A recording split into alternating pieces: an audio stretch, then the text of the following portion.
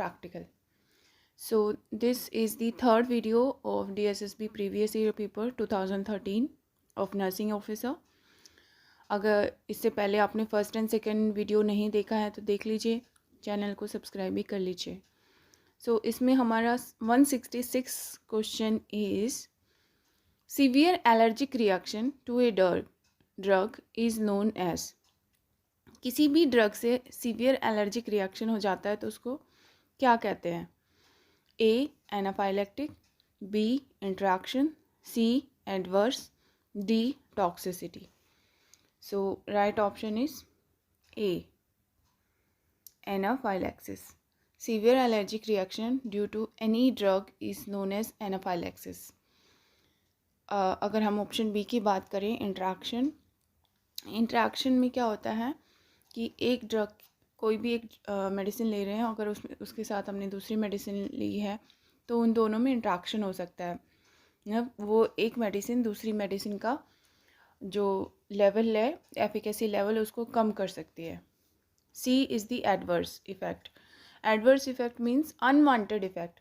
आपने abdominal pain के लिए टैबलेट ली और उसके कारण जो जीआई में जैसे डायरिया वगैरह हो गया, तो that is unwanted effect. So उसको बोलते हैं adverse effect. And D is the toxicity. Toxicity means high amount of drug conserve. अगर गलती से हाई डोज ले लिया है, that is toxicity. Next question 167. One of the major cause of cirrhosis of liver is. Cirrhosis of liver का one of the major cause क्या है? A alcohol abuse, B drug abuse, C smoking, and D viral hepatitis. So A alcohol abuse is the major cause of cirrhosis of liver. Next, diabetes insipidus is due to the deficiency of. Diabetes insipidus किसकी deficiency की वजह से होता है? Option A antidiuretic hormone ADH, B insulin, C glucose, and D glucagon. So right option is A antidiuretic hormone. ADH की deficiency अगर हो जाता है तो डायबिटीज़ इंसिपिडस होता है. इंसुलिन की डेफिशिएंसी से डायबिटीज़ मेलाइटस होता है. Next, the size of intravenous cannula in gauge used for neonates is. पूछ रहे हैं न्यूनेट्स के लिए किस नंबर का कैनुला यूज़ होता है? Option A 28, B 24, C 22, and D 20. So जो इसमें ऑप्शन ए है 28, इस नंबर में कोई कैनुला नहीं है. मैंने काफ़ी इसके बारे में देखा, सर्च किया, तो मुझे नहीं मिला 28 नंबर में कोई कैनुला. अगर आपको लगता है कि 28 नंबर का कैनुला है तो आप प्लीज़ कमेंट बॉक्स में इस क्वेश्चन का आंसर कर सकते हैं. Otherwise B is the right option. 24 yellow colour का कैनुला होता है एंड वो ही नियोनेट्स के लिए यूज़ होता है, पीट्स में जो यूज़ होता है. बाकी एक पर्पल कैनुला भी होता है बट उसका नंबर 26 है, 28 नहीं है. सो हमारे ऑप्शन में कहीं भी 26 नहीं दिया गया है, इसलिए according to option 24 is the right. But 28 number के लिए आप मुझे कमेंट बॉक्स में बता सकते हैं. Next,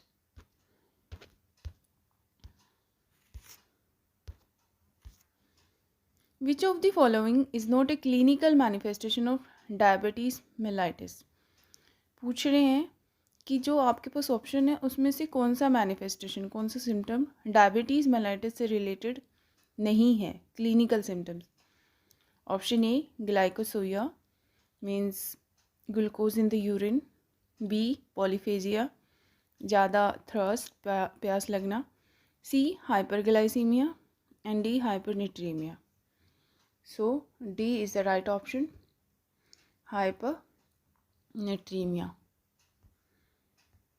is not the clinical manifestation of diabetes mellitus.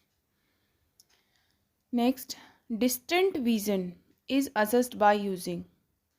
Distant vision को किस टेस्ट से असेस करते हैं, किस चार्ट से असेस करते हैं?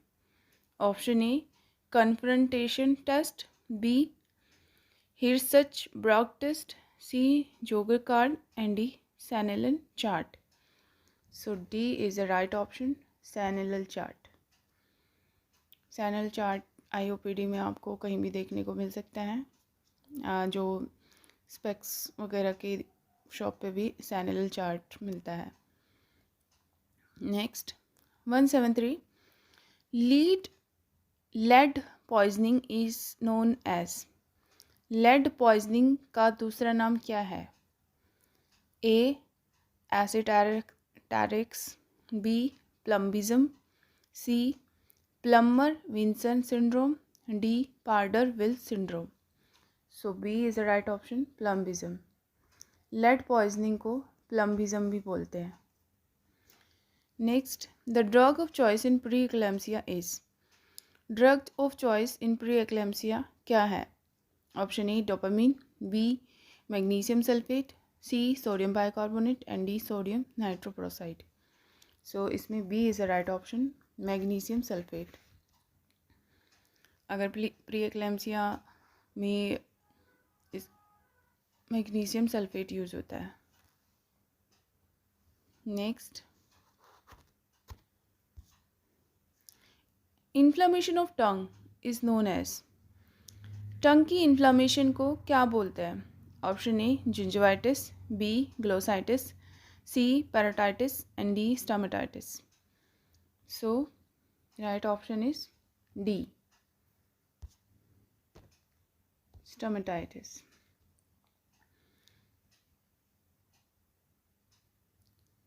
नेक्स्ट इसमें आपको पता है option A gingivitis means inflammation of gums, B glossitis inflammation of lips, C parotitis inflammation of parotid gland.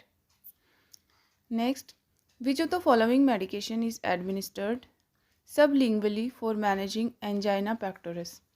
Angina pectoris को मैनेज करने के लिए कौन सी ड्रग दी जाती है?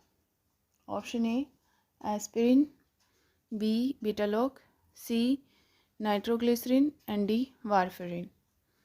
सो C is the right option.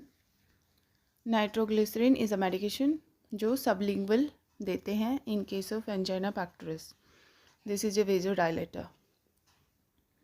Next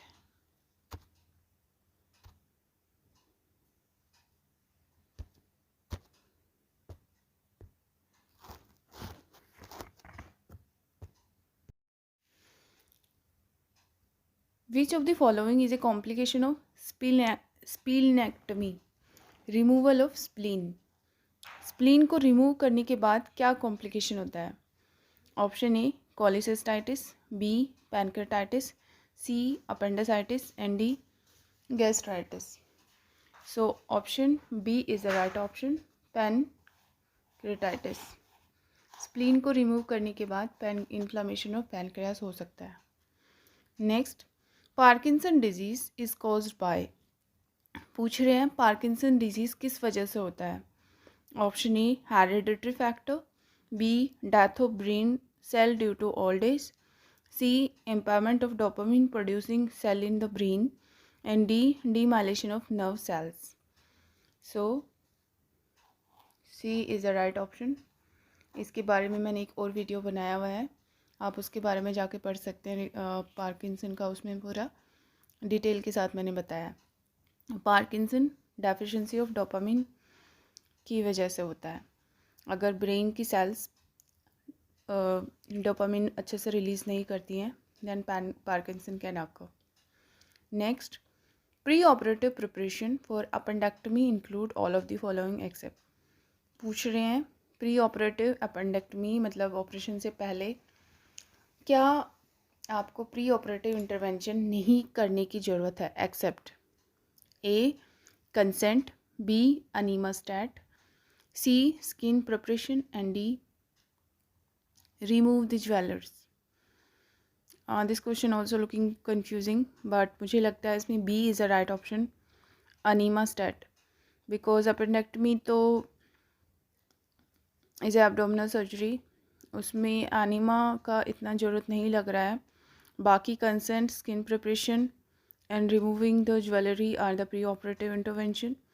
enema stat इसमें मुझे अनरिलेटेड लग रहा है, लेकिन आप इसको भी थोड़ा सा एक बार कमेंट बॉक्स में इसके बारे में भी मुझे एक बार आइडिया दे सकते हैं. So according to me B is the right option. Which of the following is a specific investigation to detect scissor.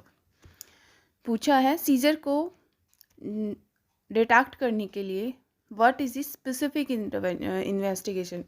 Specific मतलब बिल्कुल एग्जैक्ट, जो जिससे बिल्कुल पता चल जाता है. So option A CT scan, B MRI scan, C EEG electroencephalography and D X ray. So A is the right. कोई भी हेड रिलेटेड प्रॉब्लम होता है ब्रेन का तो CT स्कैन ही ज़्यादा रिलायबल समझते हैं. तो according to me A is the right option. बाकी आप इसको भी बताना है, मतलब थोड़ा इसके बारे में भी देखना है. नेक्स्ट,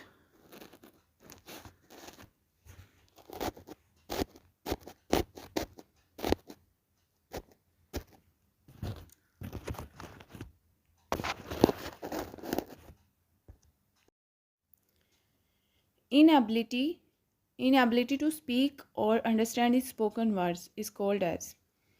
इनएबिलिटी टू स्पीक, बोलने में, और अंडरस्टैंडिंग द स्पोकन वर्ड, और जो कोई दूसरा बोल रहा है उन वर्ड को समझने में डिफ़िकल्टी है तो उस कंडीशन को क्या बोलते हैं.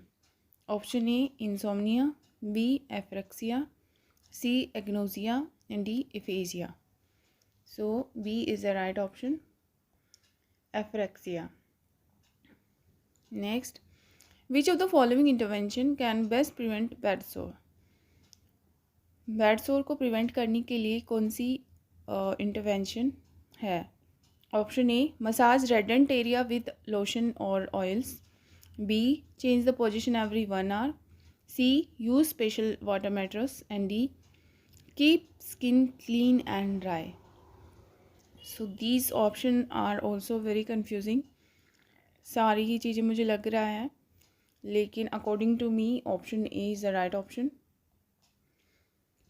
क्योंकि back care with oil and lotion से अगर हर बैक केयर दी जाती है तो ऐसा करके बैड सोर को प्रिवेंट कर सकते हैं. सो ऑप्शन ए मुझे ठीक लग रहा है, लेकिन आप इसके बारे में भी बताएं. Next, option which of the following listed drug is a proton pump inhibitor. आपके ऑप्शंस में पूछ रहे हैं कि what is a proton pump inhibitor drug है, PPI जिसको बोलते हैं. Option A pantoprazole, B ranitidine, C sucralfate and D famotidine. So very easy, PPI, option A pantoprazole. इसको कई बार ऐसे PPI से भी बोल देते हैं कि इसको PPI दे देना, तो ज़्यादातर पेंटाप्रोजोल, पेंटोसिड ही प्रैक्टिस में है. वैसे ओमिप्रोजोल भी होता है और काफ़ी सारे हैं इसमें. Next, ineffectual straining at stool is known as. Ineffectual straining at stool is known as. Option A borborygmi, B constipation, C steatorrhea means fat in the stool. Steatorrhea नहीं, I don't know steatorrhea, fat in the stool ही मुझे लग रहा है. And D टेनेस्मस. सो हमारे ऑप्शन का D is the right option. Tenesmus is the ineffectual straining at stool. Next, which of the following is used to assess the function of brain stem. Brain stem के function को देखने के लिए कौन सा ब्लड टेस्ट या कौन सा टेस्ट करते हैं. Option A cold caloric test, B Glasgow coma scale, D. Brandon scale, and D. Intracranial pressure. So option A is the right option. Cold caloric test. Next, which of the following can lead to greenish discoloration of the amniotic fluid? पूछा है आप में जो option है उसमें से किस वजह से जो अमनियोटिक फ्लूइड का कलर ग्रीन हो सकता है। ऑप्शन ए लैनुगो, बी हाइड्रोनस, C meconium, D vernix. So C meconium is the right option. Meconium की वजह से ही amniotic fluid turns green discoloration. Next, classic symptom of deep vein thrombosis include all of the following except. पूछा है classic symptom मतलब जो बिल्कुल classic है, ये आपको एक बार सुनने से ही आइडिया हो सकता है कि डीवीटी की वजह से है, लेकिन इसमें आपको पूछा है एक्सेप्ट कि कौन सा ऐसा सिम्टम नहीं है। Option A muscle pain, B Homan sign, C swelling and D redness. So इसमें होमन साइन तो इसका साइन ही है डीवीटी का, स्वेलिंग भी होता है, रेडनेस भी होता है, मुझे मसल पेन लग रहा है। आप इसके बारे में भी कमेंट बॉक्स में अपना आंसर बता सकते हैं। Option A is the right option. Muscle pain नहीं लगता मुझे इसमें, क्योंकि वो तो थाइज़ वगैरह में डीप वेन थ्रोम्बोसिस के उसमें होता है। सो आज की वीडियो में सिर्फ इतना ही। In next video will just finish this paper because 10 more question are left. So till next video, just or revision all the test and अपना DSSB का आप पेपर भी भर लीजिए because last date is near. Till that time, watch the video, subscribe the channel. Thank you.